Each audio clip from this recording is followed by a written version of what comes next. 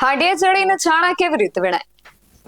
તમારે કલેક્ટરનું કોઈ કામ છે, કોઈ રજૂઆત કરવી છે, કોઈ અણગમતી વાત છે, તો વિરોધ કે કંઈ પણ કરવું છે તો તમે કલેક્ટર કચેરીથી 50 મીટર દૂર ઉભા રહીને કેવી રીતે કરશો?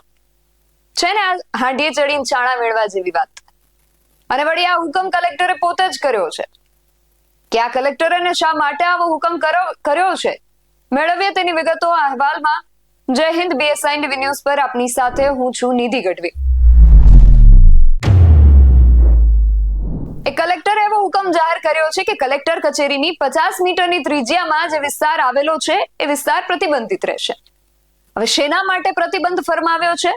તો કે આટલા વિસ્તારમાં કોઈ ઉપવાસ નહીં કરવાનો, કોઈએ ઉપવાસ પર બેસવાનું નહીં, કે પારણા કે સભા નહીં કરવાની, સૂત્રોચ્ચાર અફવાઓ નહીં ફેલાવાની, હથિયાર કે ઝેરી પદાર્થો સાથે નહીં લાવવાના. અને આ બધા પર 19 જુલાઈથી 16 સપ્ટેમ્બર સુધી પ્રતિબંધ રહેશે. અફવાઓ ફેલાવવા, હથિયાર કે ઝેરી પદાર્થ સાથે લાવવાના પ્રતિબંધને તો સમજી શકાય, પણ ઉપવાસ, પારણા, સૂત્રોચ્ચાર આ બધા પર પ્રતિબંધ લોકશાહી પર પ્રશ્નાર્થ ઉભો કરે છે. અને આવો જ કંઈક પ્રશ્ન કોંગ્રેસના નેતા જેનીબેન ઠુમ્મરે પણ પૂછ્યો છે. તેમણે પોતાના એક્સ હેન્ડલ પર પોસ્ટ કરીને કલેક્ટરને અમુક મુદ્દાઓ સાથે ઘેર્યા છે.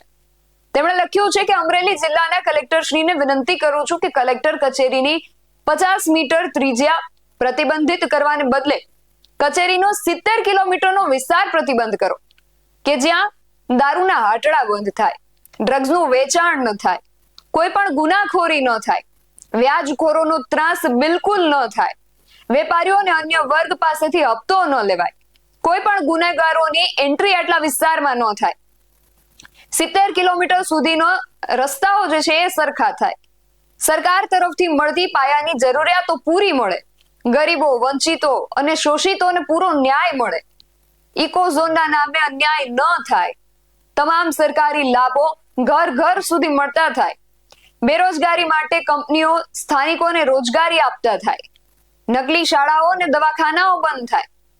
આવા અનેક પ્રશ્નો માટે 70 કિલોમીટર સુધીનો વ્યાપ વધારવા વિનંતી, જેથી આંદોલન કરવા કોઈ આવવું જ ન પડે. જેનીબેનના આ દરેક મુદ્દાઓ જે છે યથાર્થ છે. 50 નહીં, ભલે 70, અને મીટર નહીં પણ ભલે 70 કિલોમીટર સુધી પ્રતિબંધ લાદી દો, પણ આ બધી વસ્તુઓમાં લાદશો તો ક્યાં કોઈને આંદોલન કે કોઈ સૂત્રોચ્ચાર કરવાના જ છે. લોકોને જો તેમની સમસ્યાનું સમાધાન મળી જતું હોય તો તમારી પાસે સમસ્યા લઈને કોણ આવવાનું છે? માટે એવું કંઈક કરો કે લોકોને 50 મીટર તો શું, આખા જિલ્લામાં ક્યાંય કોઈ દડાવ કરવા જ ન પડે. અમરેલી કલેક્ટરના આ હુકમને લઈને તમારું શું માનવું છે અમને કમેન્ટ કરીને ચોક્કસથી જણાવજો.